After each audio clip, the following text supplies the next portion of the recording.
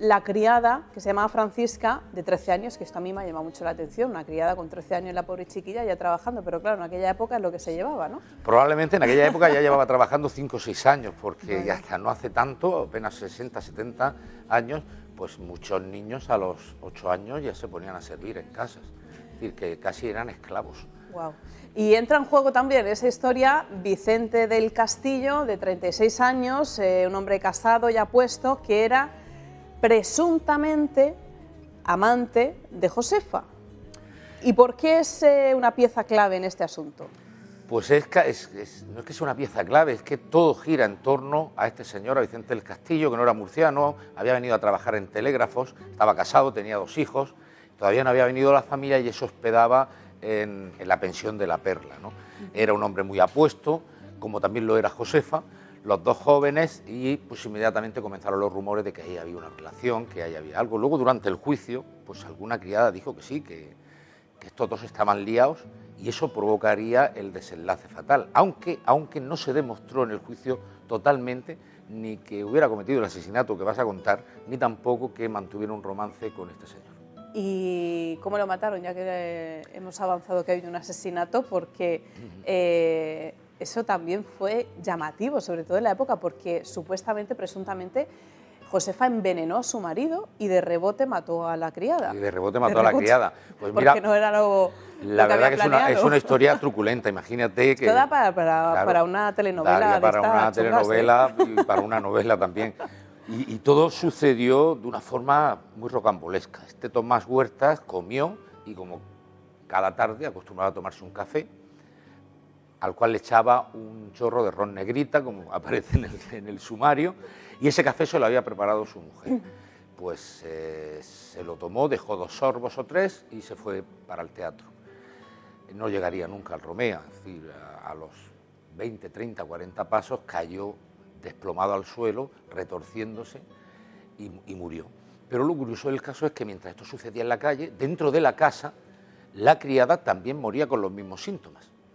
¿Cómo se supo? Pues la pobre tenía la costumbre de rebañar los platos de sus señores y apurar los vasos de sus señores, efectivamente. Y entonces, pues a partir de ahí se inicia la investigación. Cómo han muerto, los síntomas eran claros, las caras desfiguradas, ennegrecidos, era un veneno. ¿Y qué veneno era? Pues era la estricnicina, que es algo que Vicente del Castillo tomaba a muy pequeñas dosis porque padecía del estómago. Me ha parecido curioso porque en el sumario leía que Josefa le puso unas gotitas a su marido para, dice, curar los celos y el gusto por el juego. Efectivamente, y sobre eso penduló todo el caso. El abogado defensor diría que ella lo único que pretendía era calmar un poco los ánimos de su marido, que estaba bastante mosqueado con la supuesta relación que tenían con Vicente del Castillo. De hecho, unos días antes lo había echado de la pensión y casi habían llegado a las manos por esos rumores que ya circulaban en la ciudad. Pero también, curiosamente, poco después, Vicente del Castillo volvía a tomar café con Josefa y con Tomás en la casa donde se produciría el asesinato. Es decir, que es toda una historia que no quedó absolutamente aclarada en el juicio.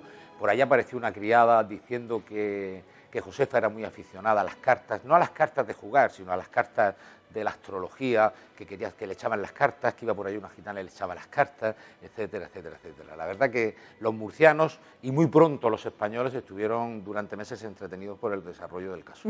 Vicente fue condenado a cadena perpetua por esos 2 asesinatos y ella estuvo en la cárcel y la verdad que tuvo un final, el peor final posible, ¿no? El peor, Vicente lo mandaron a Melilla y se le perdió, o a Ceuta creo, y se le perdió la pista. Porque además, Antonio, las condiciones de la cárcel en aquella época, por lo que también he leído en el archivo regional, lo describían de una manera súper cutre.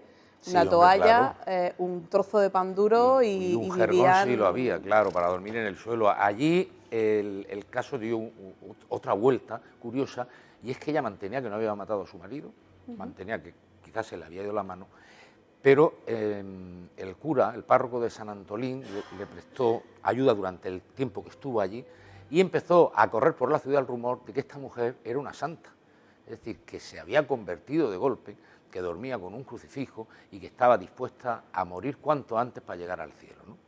Súmale a eso los dos pequeños, Francisco de 8 años y María de la Fuensanta, que así se llamaba la hija, de 13 años, pues que van a despedirse de su madre, que se los encarga al cura de San Antolín. Iba a decir, ¿qué pasaba con los hijos? Porque claro, entiendo que en aquella época no había servicio de asuntos sociales, como podemos conocer ahora, ¿no? Pues los hijos, ella en el testamento les legó todo, salvo una parte que se lo dio a la familia de la criada a la que había asesinado, supuestamente había envenenado, y los hijos quedaron a cargo del párroco de San Antolín, que además los crió y los sacó adelante. Y bueno, también se perdió la pista de ellos. Sí reaparece un tal Francisco Gómez en un pueblo de la provincia de Cuenca muchos años después, y era el hijo de Josefa Gómez. Estaría bien seguirle la pista, a la familia. Bueno, ella en todo momento defendió su inocencia, como dices, y el pueblo, a mí me llama la atención este movimiento social que hubo con ella. El pueblo se volcó y realmente hasta pusieron trabas para que se pudiera ejecutar, y se pidió el perdón al gobierno, incluso al Papa. O sea, este tema trascendió mucho. Bueno, fíjate si se pusieron trabas, que al verdugo, primero no encontraban un verdugo aquí, tuvo que venir porque el que había aquí no quería matar a Josefa, tuvieron que traer uno de Valencia, y este señor, cuando llegó a la estación del Carmen, no encontró cochero que lo acercara al centro, no encontró nadie que le ayudara con las maletas, tuvo que escoltarlo la Guardia Civil a pie, y aún así pues le pegaron una pedrada a la altura del Puente Viejo que casi se lo cargan al pobre verdugo. Incluso este señor también pidió el indulto para Josefa y mandó un telegrama al gobierno diciendo que la situación en Murcia era terrible. Fíjate, se ven en las imágenes la cantidad de gente que había agolpada. ¿Eso es el Palacio Almudí? Eso ahí es donde se celebró el juicio, era la antigua audiencia, y esos son los Sotos del Río, el lugar más o menos donde exactamente es el lugar donde se celebraría la ejecución. Tuvieron que mandar, por ejemplo, 40 soldados de infantería de Cartagena y no sé cuántas parejas de guardias civiles, porque los comercios cerraron, el ayuntamiento se constituyó en pleno, había muchísima tensión. Realmente los murcianos estaban convencidos de que el castigo era excesivo, y más si tenemos en cuenta que los propios diarios contaban día sí día también la conversión que había tenido esta mujer, que ella decía: yo voy a morir siendo inocente. Y además quiero morirme, quiero ir al cielo, que la Fuensanta proteja a mis hijos. Todo eso se iba contando, pero nada, fue Cánovas del Castillo, entonces presidente del gobierno, el que dijo que no le concedía el indulto. Por haber cometido ese crimen, ese doble crimen, y también por el adulterio, ¿no? Porque en aquella época, bueno, no era delito para pena de muerte, pero sí que, bueno, no sé si era delito por aquel entonces o no, pero mal visto sí que estaba también. Bueno, socialmente, una mujer adúltera, eso era pecado mortal. Claro, imagínate, ese fue el primer impasse del caso, ¿no? El que ya no tanto que se había cometido un asesinato, sino que qué le pasaba a la Josefa, que estaba liada con el Vicente, ¿no? Imagínate las porteras contando aquello, el morbo, porque bueno, Tomás ya estaba, el pobre estaba muerto. Pero sí, el caso despertó muchísimo interés. Ten en cuenta que se calcula que unos 10.000 murcianos, unas 10.000 personas, pasaron durante las 7 horas que estuvo el cadáver expuesto, que esa es otra, porque así la ley lo establecía, durante esas 7 horas pasaron unas 10.000 personas. Es terrible. Hay una fotografía que no sé si ha pasado, donde se ve el cadalso, donde se ve ella con una caperuza, con un capuz para que no le vieran la cara esa, y ahí vemos abajo a dos pequeñas figuras vestidas de negro. Pobrecitos. Esos son los hijos. Qué duro eso. Es decir, los hijos presenciaron cómo ajusticiaban a su madre. Claro, pues imagínate, por cierto, ese día cerraron todos los comercios de la ciudad, el ayuntamiento, con el alcalde a la cabeza, se constituyó en pleno permanente, por si desde el gobierno de Madrid decían que le perdonaban la vida a Josefa, y cuando acabó y se bajó, ahí se ve el cura también de San Antolín, el crucifijo que esta mujer llevaba, cuando el cura se bajó, cuentan las crónicas que la gente se tiraba a besarlo. Es decir, la querían santificar, y realmente así se contó, es decir, ha muerto con fama de santa. Oye, tengo curiosidad, el hecho de que este fuera el último caso de muerte, a ver si lo digo, de ejecución pública, fue en sí por este caso, porque fue tan mediático y tuvo tanta repercusión también a nivel política, o porque ya estaba establecido por plazo, por fechas, o el gobierno lo impuso así No, sin duda tuvo muchísima repercusión, porque como te decía, todos los diarios nacionales hicieron eco. Tú lo has contado, todos los ingredientes tan sabrosos que tenía la historia, ¿no? Y luego fue la actitud que tuvo Josefa frente a la muerte la que hizo correr ríos de tinta. En las crónicas son magníficas, las crónicas de la época es que describen... La verdad es que yo ayer lo estaba leyendo y es que te enganchaba, Se te ponen los pelos de punta, porque además los periodistas de la época eran maravillosos, eran magníficos.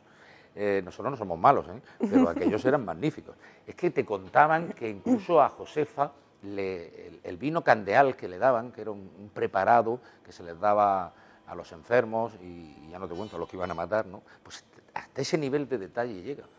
Es decir, y claro, todo eso sí que tuvo una gran repercusión. El presidente del gobierno dijo que no la perdonaba porque se habían cometido ya muchos crímenes, es decir, a muchas mujeres se estaban asesinando a sus maridos y que había que dar un ejemplo claro y contundente. Pero eso no le evitó que Sagasta, que era el jefe de la oposición, arremetiera contra él y dijera que era un bárbaro, etcétera, etcétera. A ese nivel llegó la cosa. Pues Antonio, la verdad que muchísimas gracias por contarnos y relatarnos de esta manera así tan interesante este crimen de la Perla. Nos hemos remontado ya a 1893, un nuevo episodio de la crónica de la región de Murcia. Muchísimas gracias, un placer como siempre, Antonio Díaz. Muchas gracias. Hasta la próxima sesión.